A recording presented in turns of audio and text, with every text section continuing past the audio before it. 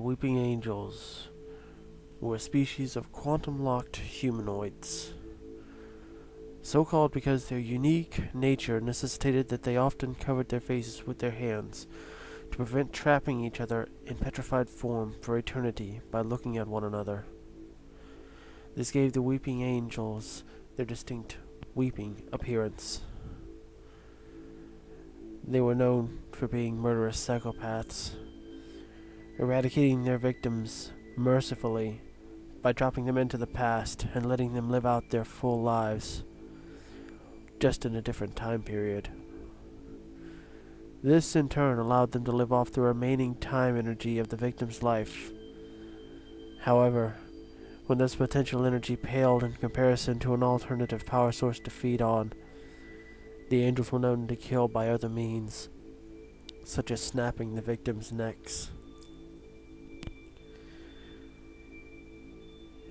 Angels that were converted from ordinary statues appeared as they did before being taken over, and other angels resemble stone statues of winged, humanoid women and chitons.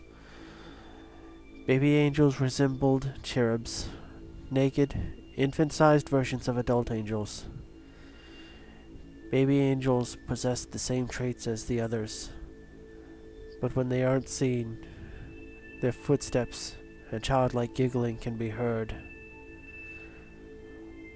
When showing ferocity, weeping angels would bare their claws and fangs. When weeping angels become older and or grew weaker or by starvation, they wore away as a statue would over many years. This wearing could become so severe that they might not look like their original forms anymore, losing their wings and becoming more like a typical statue of great age. These older weeping angels did not have the same speed as their healthy counterparts, but were just as deadly. They could regain their appearance if re-energized. A single hour was all it would take.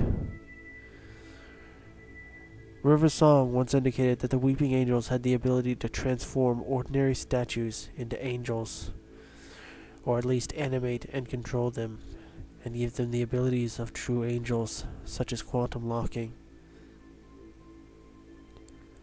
It is also known that the kiss of a weeping angel had various abilities and effects, including transforming kissed people into complete duplicates of other individuals, which died after a matter of weeks. An angel's kiss could also suck a kissed victim of their life energy, reducing them to dust.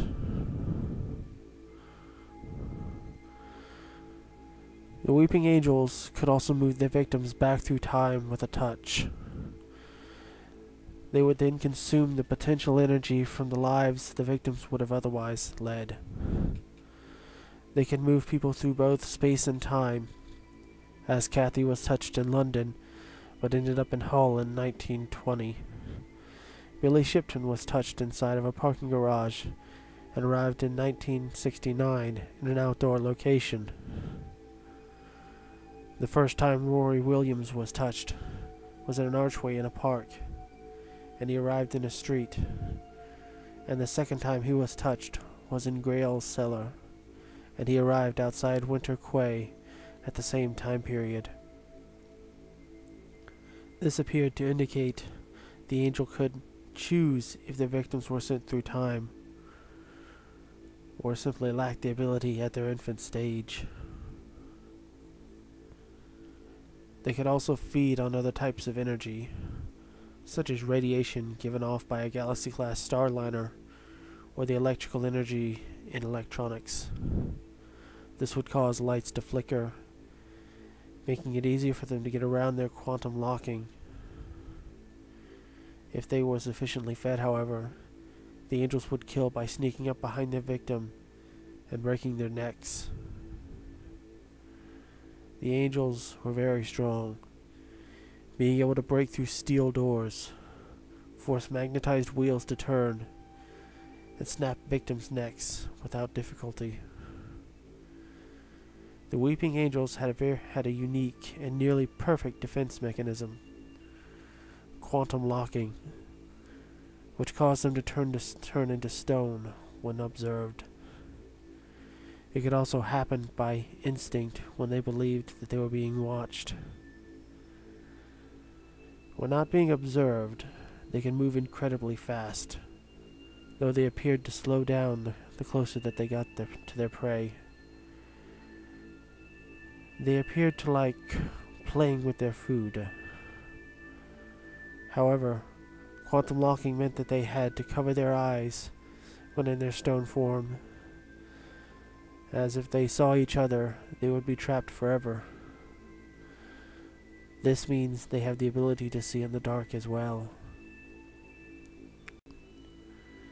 Anything with the image of an angel, such as pictures or film, also gain the abilities of an angel, and would eventually become an angel. When victims looked an angel in the eyes, the angel could infect their visual centers, creating an image in their mind. The victim could be mentally influenced by the angel until it became fully grown, at which point it could escape the person's body, killing them. This ability could only be stopped by shutting down the visual center. Examples of mental influence included making the victim count down the minutes to his or her death, and making the victim hallucinate that a limb was petrified. If a weeping angel became trapped in a CCTV system, it would be able to follow its victim in the image created by the camera, and not in the real world. An angel threw Mark Whitaker back in time after it chased him through the CCTV systems of a high street. The angels could take the consciousness of someone who had died and speak through it to communicate. As they used the cleric Bob, whom they killed, to talk with the 11th Doctor. They also possessed the ability to communicate with each other over long distances, even when frozen. They perhaps have some telepathic abilities to help coordinate their teamwork. Because of their defense mechanism, weeping angels were very hard to kill, being immune to all kinds of weaponry. However, they were capable of starving to death if left without time and energy for too long. It was also possible to defeat weeping angels by forcing two angels to look directly at each other, which would cause them both to constantly see and quantum lock each other. Another way of defeating them, and the only way of killing them apart from starvation, was to cause a paradox which would poison the time energy they used to feed.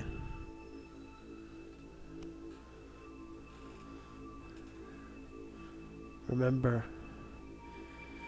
if you see an angel, don't blink.